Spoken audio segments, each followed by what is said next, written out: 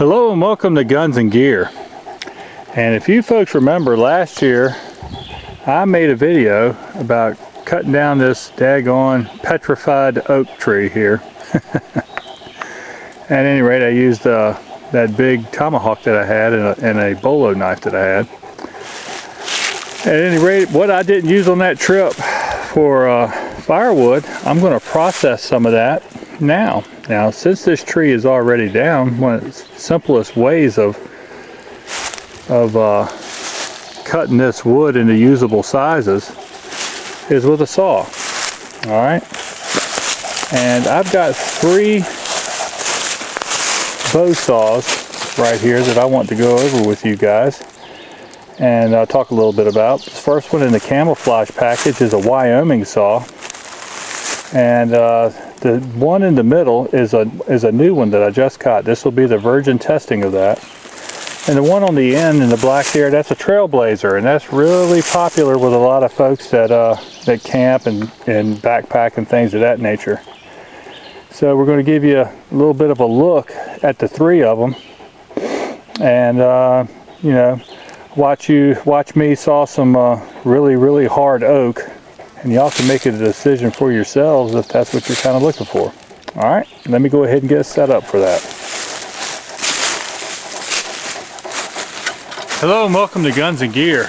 Now, I wasn't going to show you the assembly of the saws and their various different methods, but this saw right here is called a Bob's Quick Buck Saw. Okay. And I got to talking with a fella that owns a survival school, and he was talking about this saw, and I thought I would give it a try because of his recommendation. And I got to tell you, it is so robustly built, and it's kind of clever in its design, so I thought I would show it to you. Now, like many saws, it uses the same principle, it just kind of goes about it in a different way. The saw blade itself is attached to this wooden handle, and just a screw, and you can see that screw that holds it up to one end. You unfold the part of the bow saw here,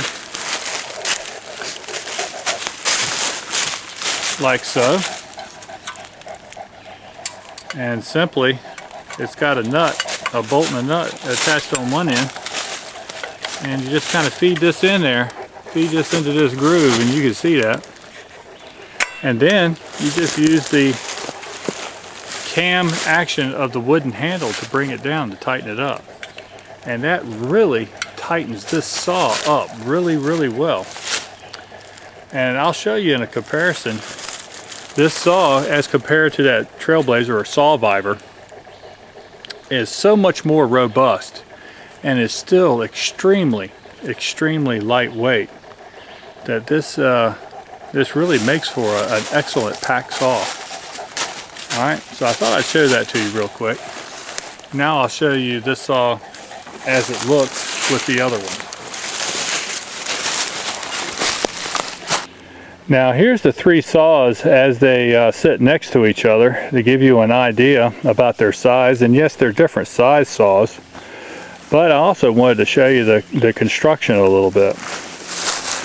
Now the Wyoming Saw, I've owned that saw the longest. I've owned that saw for quite a while, and it is an excellent saw, and it was the first packable type saw that I had ever owned. Now it does have some assembly where it has the bow portion of the saw is all different pieces that are slotted into each other, and then the handle, then you attach the blade and you tighten it up with a wing nut. Okay. It's been a very durable saw. I really can't complain much about that saw, and that's an 18-inch blade on that. Now this Sawvivor has a little bit smaller blade on there. I want to say it's 14 inches, but I may be wrong about that. That's the only one I wasn't sure about. I don't see where it says anywhere on the blade's a little bit used. But at any rate, this is a very lightweight, very compact saw, and probably an excellent saw for somebody that does occasional backpacking. But I really don't believe that they really should call this thing a Sawvivor because of the construction. very lightweight aluminum. And when you begin to compare it to good old Bob's buck saw, the construction is so much bigger, so much thicker. The aluminum stock used. This is a lot more robust, and I'm going to be honest with you, it's really not all that much heavier. And this is with a 22-inch blade. I got to tell you, before I've placed it onto wood here, just looking at it, I am very impressed with the construction of the saw. It's very simplistic. There's really only two parts to it. The saw and the handle, the saw blade and the handle are attached together, and then the frame of the saw. And I gotta tell you, I'm very impressed so far. And it gives me a much bigger saw with a lot more capability. Alright folks, I'm gonna set this thing up on this here tripod I got attached to a stick and see if we can do a little sawing.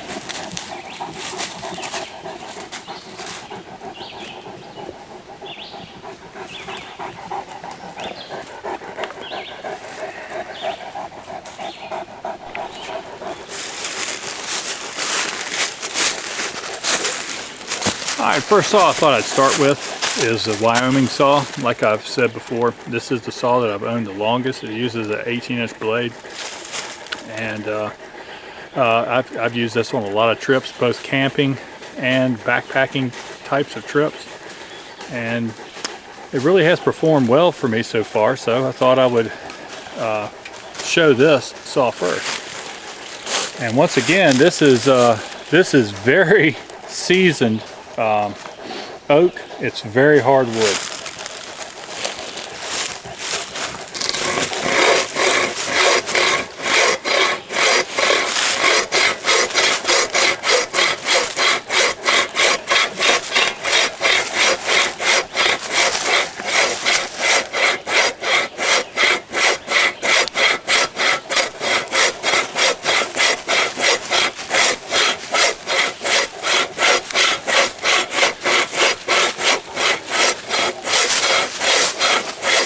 Now, talk to you a little bit. If you think that I'm going to sit here and show me sawing through 3 pieces of log here, I'm not, because this is going to take a while. So what I thought I would show you is the saws and how they operate, and a little bit of discussion about the saws themselves.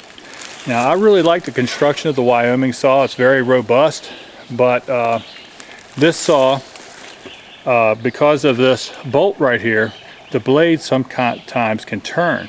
But if you keep it good and tight, and after you've sawed it a little bit, you'll be able to tighten it up a little bit more.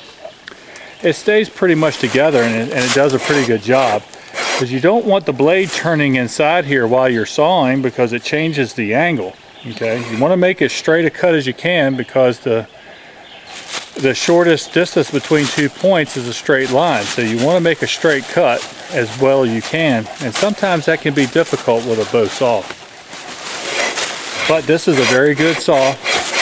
As you can see, it's getting right on into this oak here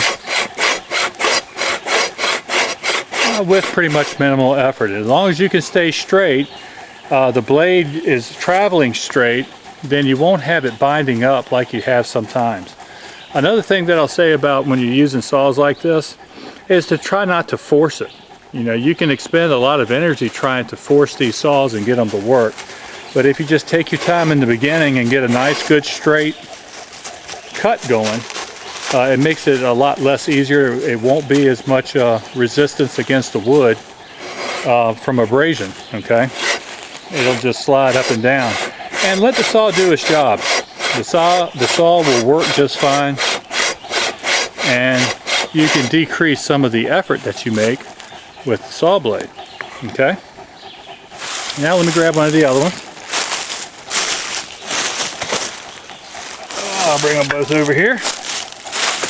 Next saw is the Sawvivor. Now, this may not be too fair of a chance with this, since this saw blade is a little bit shorter, But this is the size. They make these in two sizes that I'm aware of, and this is the smaller of the two sizes, and this is one that I bought, you know, for backpacking and light trips where weight is going to make a difference.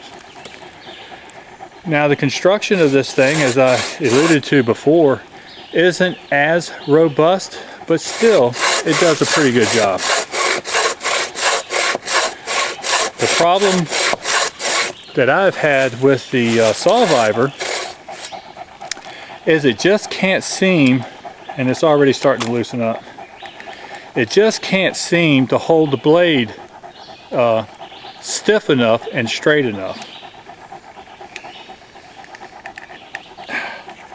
Now I've got that cranked up just about as much as I can, and yet the Sawvivor blade is still able to swivel on these studs that hold the blade itself.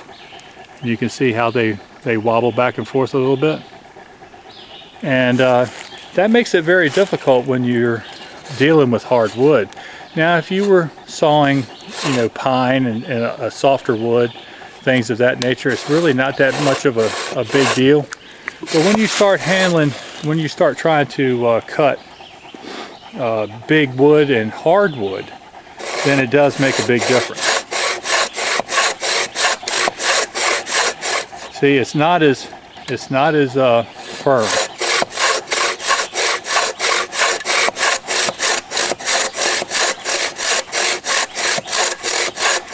Again, the key is not to really exert a lot of force when you're sawing, but let the saw itself do the work for you.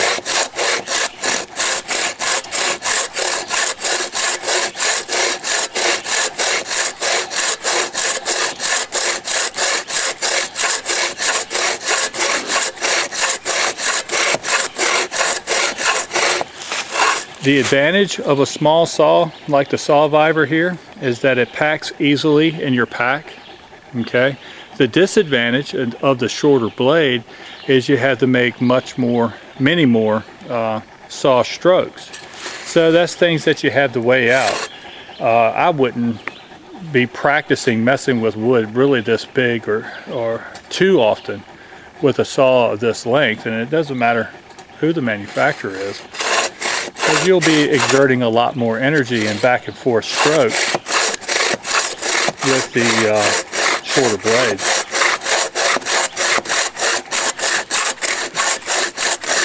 But as you can see, this is a nice new blade, and it's cutting through there just fine. All right, now let's try good old Bob's butt saw. This is still very, very light. And of course with this has a much longer blade, 22 inches I believe. Now this is the medium size saw that Bob makes. He has a shorter one and he has a longer one.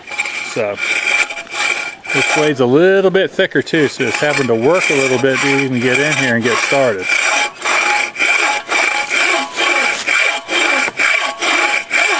But being able to take nice,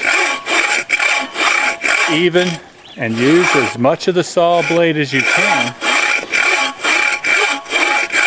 that makes for less energy consumption and doing the job a little bit easier.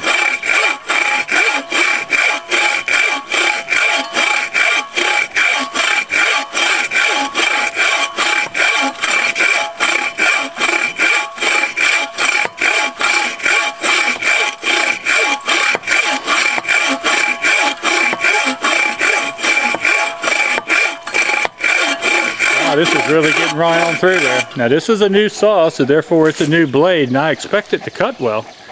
But the point of the video is just to show y'all 3 different bow saws that are out there, packable saws, that really add a lot. Now there's not a folding saw that they have out there that can compete with these saws when it comes to cutting wood like this.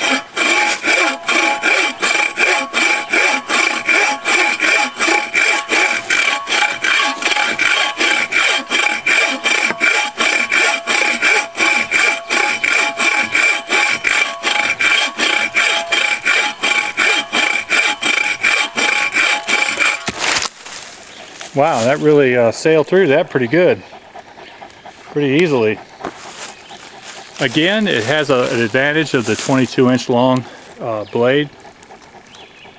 And I got to tell you, the construction of this is just very robust. And I really like this saw. And to be honest with you, it really wasn't that much. So the name of the saw is Bob's Quick Buck Saw.